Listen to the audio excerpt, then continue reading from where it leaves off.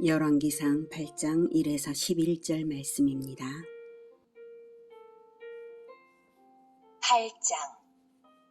이에 솔로몬이 여호와의 언약궤를 다윗성 곧 시온에서 메어 올리고자 하여 이스라엘 장로와 모든 지파의 우두머리 곧 이스라엘 자손의 족장들을 예루살렘에 있는 자기에게로 소집하니 이스라엘 모든 사람이 다 에다니몰 곧 일곱째 달 절기에 솔로몬 왕에게 모이고 이스라엘 장로들이 다 이름해 제사장들이 궤를 매니라.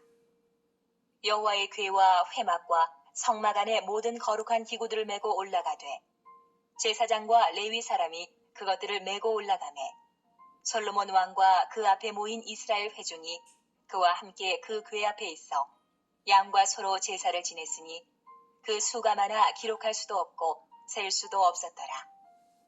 제사장들이 여호와의 언약궤를 자기의 처소로 메어드렸으니 곧 성전의 내소인 지성소 그룹들의 날개 아래라.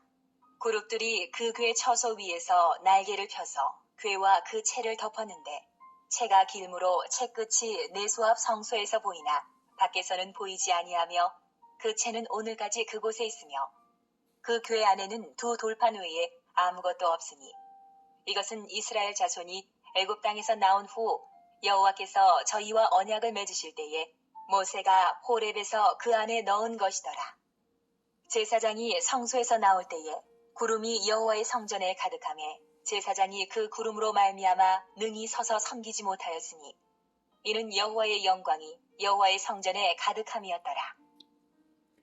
사랑하는 형제 여러분, 10월 7일 금요일 새벽 묵상에 오신 것을 환영합니다. 먼저 수정할 것은 방금 6절에서 이 어플에서 잘못 녹음이 되어 있네요. 제사장들이 여호와의 언약궤를 그 처소로 메어드렸으니, 그 처소인데요. 자기의 처소로 메어드렸으니 이렇게 성우가 읽었어요. 그 부분 이제 수정하고 시작하겠습니다. 7장까지는 성전을 어떻게 지었는지를 보도했고요. 중간에 삽입 기사로 왕궁 건축이 보도되고 또 이제 8장은 다시 성전 건축 기사인데요. 이제 드디어 성전 건축이 완공되어서 낙성식 장면입니다. 8장 전체를 먼저 구조를 먼저 알려드리면 오늘 읽은 11절까지는 언약궤 안치 부분입니다. 12절부터는 성전 봉헌사가 있고 성전 봉헌 기도가 있고 백성에 대한 축사가 있고 그래서 세 가지로 달라지지만 전부 솔로몬이 하는 내용들이 쭉 61절까지 나오고요. 그 다음 66절까지는 2주간의 감사제를 보도하는 내용이 8장 전체의 내용입니다. 오늘은 11절까지 봤는데요. 언약궤 안치를 했어요. 언약궤 안치야말로 성전 건축의 목적이고 완성이라고 할 수 있는데요. 우리에게 적용하자면 하나님의 말씀을 중심으로 언약을 지키는 성도의 영혼의 보좌에 성도의 영혼에 하나님의 보좌가 있어서 그 보좌에 하나님께서 앉으신 것과도 같습니다. 1, 2, 3절. 이에 솔로몬이 여호와의 언약궤를 다윗성 곧 시온에서 메어 올리고자 하여 이스라엘 장로와 모든 지파의 우두머리 곧 이스라엘 자손의 족장들을 예루살렘에 있는 자기에게로 소집하니. 네. 다윗성보다 좀 더 위쪽에 이제 예루살렘 성전산이 있어요. 그래서 그 성전산의 성전으로 메어 올린 것이죠. 그리고 아주 거국적인 행사였기 때문에 이스라엘의 족장들을 전부 소집을 해서 한 것입니다. 이스라엘 모든 사람이 다 에다니모얼 곧 일곱째 달 절기에 솔로몬 왕에게 모이고, 네. 이 에다니모얼 일곱째 달 절기는 장막절이었습니다. 장막절 또는 초막절이죠. 장막절과 언약궤의 안치가 겹쳤다는 것도 의미가 깊다고 할 수 있어요. 장막절은 이스라엘이 출애굽과 광야 생활을 기억하면서 가나안 땅에서 안식하게 됨을 감사하는 절기라서요. 진정한 정착과 안식은 하나님으로부터만 유래한다는 것을 보여주는 그러한 장면입니다. 가나안 땅에는 들어왔어도 언약궤가 안치되지 않았던 지난 500년 역사는 진정한 안식이 아니었음을 이스라엘은 돌아볼 수 있었을 거예요. 사사시대의 그 어둠이라든지 그 이후에 블레셋의 노략질이라든지 모든 것들이 다 언약궤를 안치하지 않아서 그리고 마음 중심에 이스라엘 백성들의 마음 중심에 하나님 주권, 언약 중심, 말씀 중심이 없어서 그동안 그렇게 이제 노략질을 당했구나 이런 생각을 했을 거예요. 그리고 이제 3절 이스라엘 장로들이 다 이름에 제사장들이 궤를 매니라. 예, 레위 자손 중 고핫 자손이 언약궤를 이제 매는 것인데요. 제사장들도 고핫 자손이므로 중요한 때에는 제사장들이 맵니다. 이제는 적어도 소의 수레위에 싣는다든지 하는 식으로 다윗 시절에 있었던 그 베레스 우사와 같은 실수는 하지 않습니다. 다음 5절 여호와의 궤와 회막과 성막 안에 모든 거룩한 기구들을 메고 올라가되 제사장과 레위 사람들이 그것을 메고 올라가매 솔로몬 왕과 그 앞에 모인 이스라엘 회중이 그와 함께 그 궤 앞에 있어 양과 소로 제사를 지냈으니 그 수가 많아 기록할 수도 없고 셀 수도 없었더라. 네, 언약궤를 안치하는 기쁨을 함께 제사하기 위해 모인 회중의 수가 얼마나 많았는지 기록할 수도 없고 셀 수도 없었더라고 합니다. 아무도 셀 수 없는 수의 백성이 마침내는 하나님께 예배할 예수님 재림 때의 그 영광의 때를 상상하게 하는 장면입니다. 6절부터 제사장들이 여호와의 언약궤를 그 처소로 메어 드렸으니 곧 성전의 내소인 지성소 그룹들의 날개 아래라.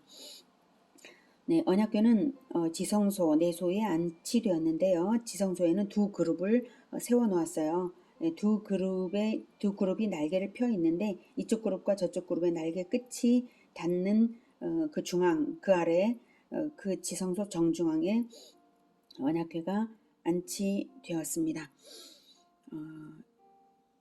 7절 그룹들이 그 궤 처소 위에서 날개를 펴서 그 궤와 그 채를 덮었는데 채가 길므로 채 끝이 내소 앞 성소에서 보이나 밖에서는 보이지 아니하며 그 채는 오늘까지 그곳에 있으며. 네.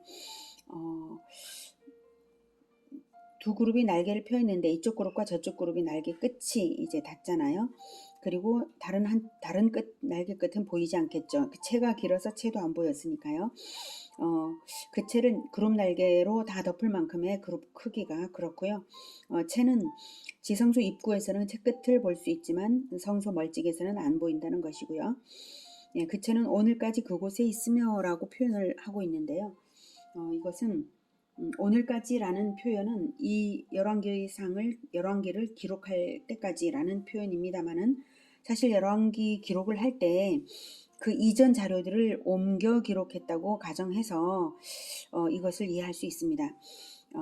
그 채는 오늘까지 그곳에 있으며라고 하는 것은 그 이전 자료에 오늘까지 그곳에 있다라고 하니까 그대로 옮겼을 것이다. 이렇게 가정해 볼 수 있습니다. 왜냐하면 솔로몬 성전 회파 이전에 기록한 것이 있었고 그리고 실제로 이 열왕기 기록을 한 시점은 바벨론 포로기이기 때문에 이미 솔로몬 성전이 파괴되어서 언약궤도 망실되어 버렸을 때에 이 열왕기를 기록하고 있거든요. 예, 그래서 여기서 오늘까지는 그 이전 글을 그대로 옮겨 적은 것이다. 이렇게 말할 수 있고 그것은 그 이전 기록은 솔로몬 성전 회파 이전에 기록된 자료일 것이다. 이렇게 해석해 볼 수 있습니다. 자, 9절 그 궤 안에는 두 돌판 외에 아무것도 없으니 이것은 이스라엘 자손이 애굽 땅에서 나온 후 여호와께서 저희와 언약을 맺으실 때에 모세가 호렙에서 그 안에 넣은 것이더라. 네, 궤 안에 있었던 것들은 아론의 쌍난 지팡이와 만나 항아리도 언약의 두 돌판과 함께 원래 있었는데요. 아마도 언약궤가 블레셋 땅에 이리저리 거기에 빼앗겨서 이리저리 옮겨 다닐 때에 망실된 것으로 봅니다. 이제는 언약의 두 돌판만 있다고 한 것입니다. 이 점도 우리가 깊은 생각이 일어나는 부분입니다. 하나님의 언약의 말씀을 잃고 하나님의 보좌가 내 영혼에 없을 때 우리가 잃는 것이 무엇인가 하면 적어도 가장 먼저는 만나 항아리를 잃고 아론의 쌍난 지팡이를 잃는다는 점을 생각하게 하시는 거죠. 즉 영의 양식인 말씀을 잃고 육의 양식도 역시 잃는다는 것이고요. 생명력 있는 지도력의 상실, 그것이 바로 나라의 실상이 된다는 것입니다. 정말로 이스라엘의 그동안의 기나긴 역사가 그랬다라고 말할 수 있겠습니다. 10절 제사장이 성소에서 나올 때에 구름이 여호와의 성전에 가득하매 제사장이 그 구름으로 말미암아 능히 서서 섬기지 못하였으니 이는 여호와의 영광이 여호와의 성전에 가득함이었더라. 네, 여호와의 현현이 빽빽한 구름으로 나타난 것은 시내산에서 언약식을 할 때도 그랬고요. 중요한 사건마다 구름으로 나타내 보여주셨습니다. 이제 드디어 언약궤를 안치한 이 결정적 시점에 다시 하나님께서 구름으로 임재하심으로써 솔로몬 성전을 인정하심을 나타내 보여주셨습니다. 오늘은 언약궤 안치까지를 보았습니다. 진정 우리 영혼이 하나님의 언약궤처럼 되고 우리 공동체가 하나님의 언약궤를 안치한 성전과도 같이 되어서 늘 하나님의 보좌가 우리 안에 계시기를, 우리의 정중앙에 임재하시기를, 늘 그렇게 하시기를 기원합니다. 기도하겠습니다. 하나님이 우리에게 좌정하여 주지 아니하시면 우리는 아무것도 아닙니다. 우리는 언약궤 없는 텅 빈 껍데기와 같은, 껍데기만 성막일 뿐인 그런 처지가 될 것입니다. 언약궤를 잃었을 때에 능욕당했던 이스라엘처럼 우리가 그렇게 되지 않도록 하나님 도와주시옵소서. 우리에게 늘 좌정하여 주셔서 우리의 주인으로서 우리를 다스려 주시길 원합니다. 우리가 하나님의 말씀을 떠나지 않기를 간절히 원하며 하나님의 말씀을 소중히 여기고 그 언약을 중심으로 살아가겠습니다. 주님, 우리의 영혼을 주장하여 주셔서 예수님 다시 오시는 날까지 결코 잃지 않도록 도와주시옵소서. 예수 그리스도의 이름으로 기도드립니다. 아멘.